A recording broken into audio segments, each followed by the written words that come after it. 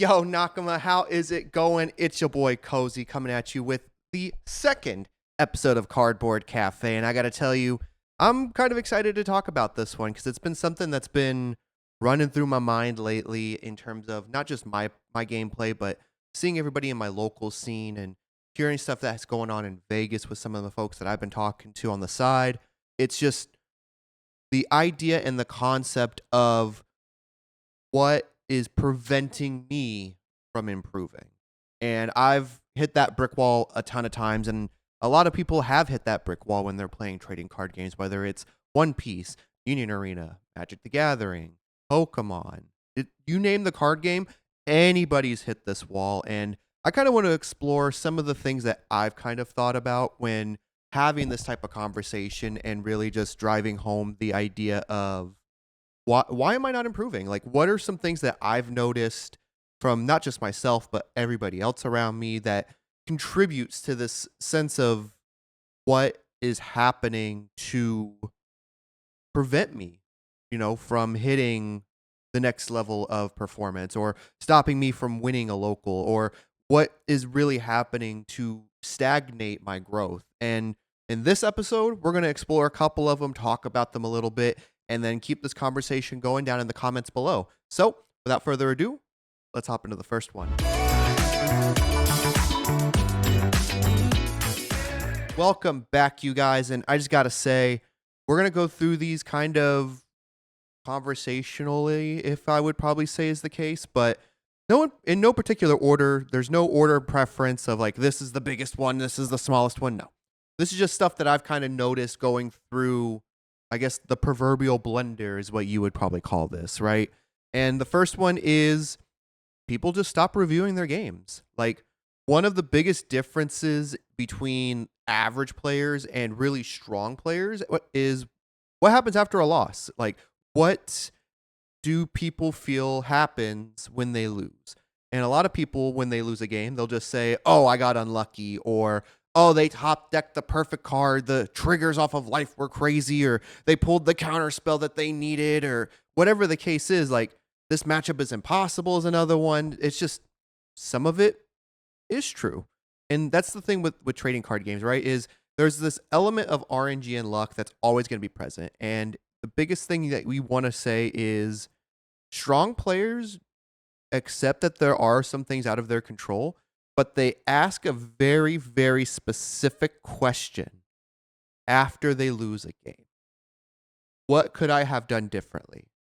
And that is even at a point where the game varies by role, right? There's usually a decision somewhere that could have improved our chances of winning, and not reviewing that loss or rewinding it back to saying, okay, where did, in this particular point where I made this decision, would it have changed the game state? Would it have changed my board position? Would it have changed an outcome that comes through? Like, as an example with One Piece, right?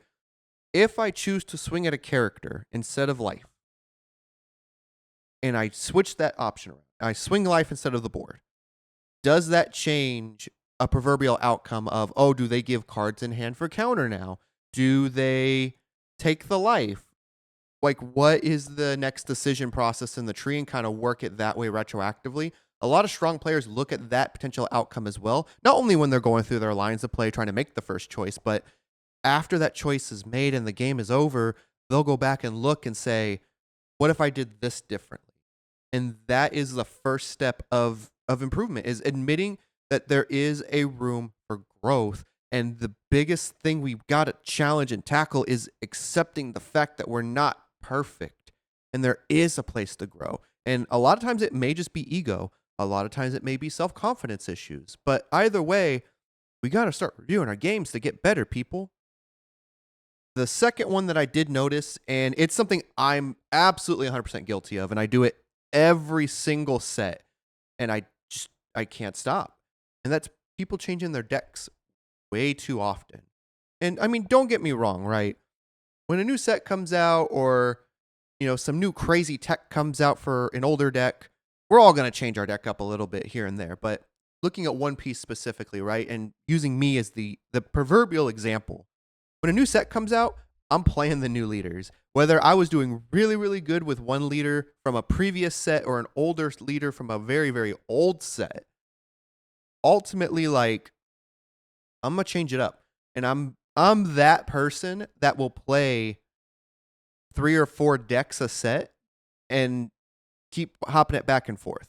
So like to kind of date this one a little bit, we're in OP16 right now for One Piece, right? And I've played Sengoku, I've played Yamato, I've played Ace.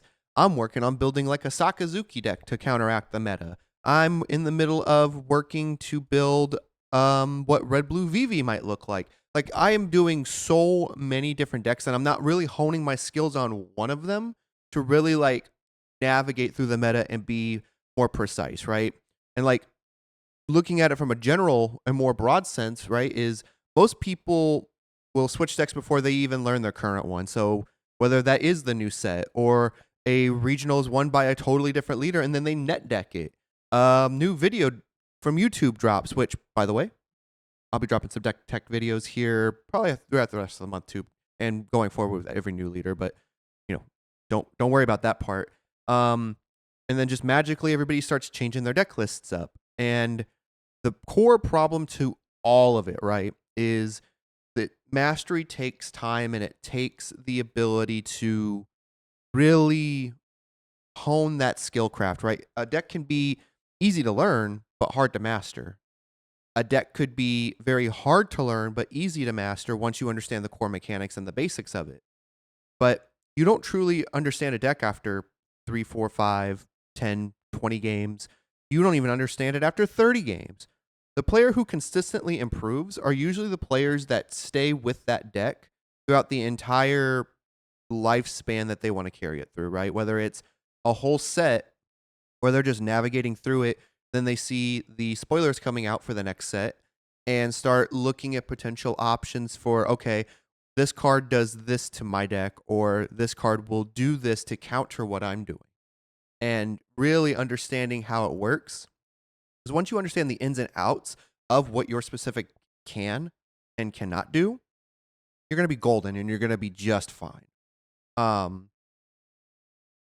person that masters their deck, whether it's leaders in One Piece or the archetype in Magic, such as like a red blue storm deck, right? In Modern, we're just going to date ourselves to Modern here.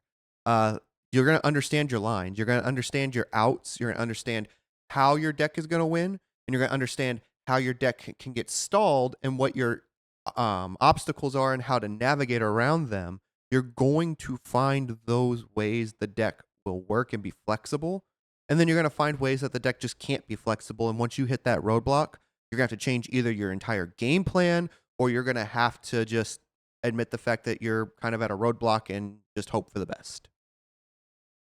And honestly, learning those lines and learning that mastery and that craft is what's going to make you an even stronger player regardless of what TCG you're playing. The third point I want to bring out is people only play to win. And what I mean by this is people that are improving and they're being really, really strong players is, yeah, they're going to win. Winning happens. It's a 50-50 most of the time. Like theoretically, it's a 50-50. You're either going to win or you're going to lose, right?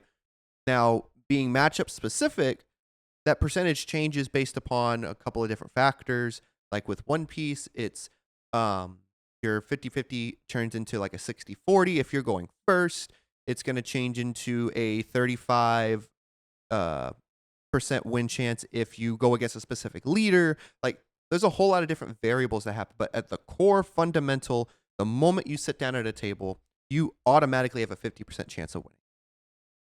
But winning isn't the only goal. Improvement becomes difficult if you set that as your only goal.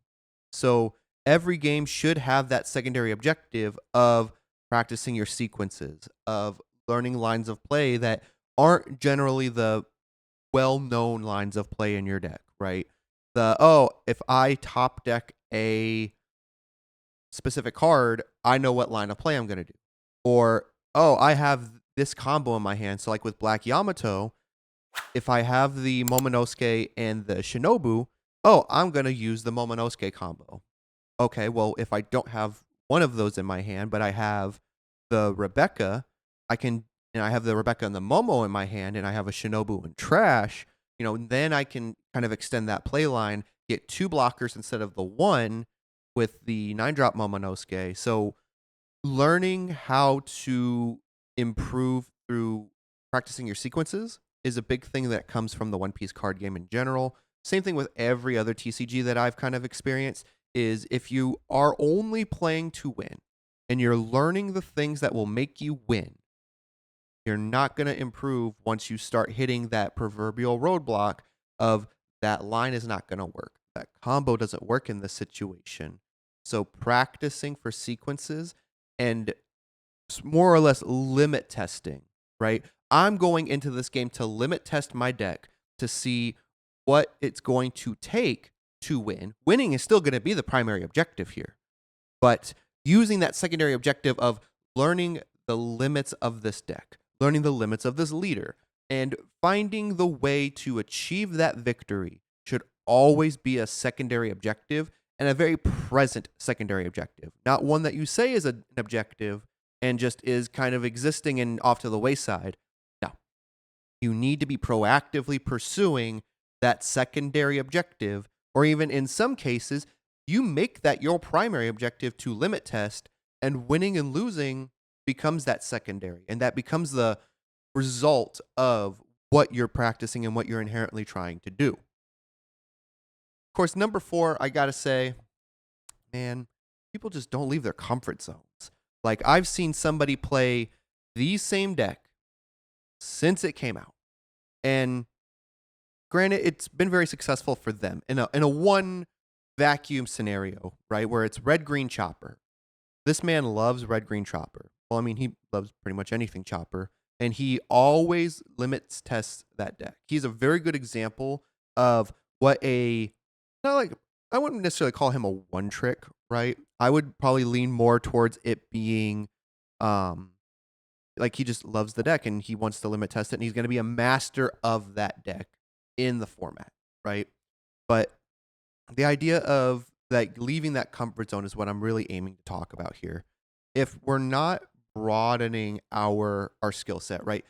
Chopper is a very 1/2 dimensional type of leader. And that playstyle is the only playstyle that necessarily will be successful with red green chopper. If you don't broaden the horizons of your skill set, right? I'm going to be an aggro player through and through, and I'm not going to try to learn how a control deck works. I'm not going to try to learn how a mid-range deck works. I'm not even going to practice with a mid-range or a control deck and just stick to aggro. Anything aggro, I'm hard playing it. I'm just going to run everything down and just int through mid, right? But not understanding and being in that comfort zone, you're not really growing. And I translate that to life in general too, right?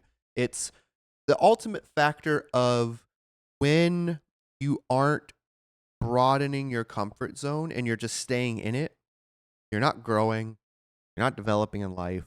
And pretty soon you're going to be somebody that is feeling that sense of, I'm not going anywhere in life. Well, you're not going anywhere in life because you're not expanding your comfort zone to make it part of it. I always value growing is the state of always being uncomfortable, whether that's, you know, broadening your social circle, being a little bit more friendly to strangers and just meeting new people is an example of growth because you're going to be uncomfortable doing it. But the more you do it, the easier it gets. That's going to be the same thing with trading card games, just in general, too, where I am an aggro player, or we'll even do something for me. I'm a mid range player.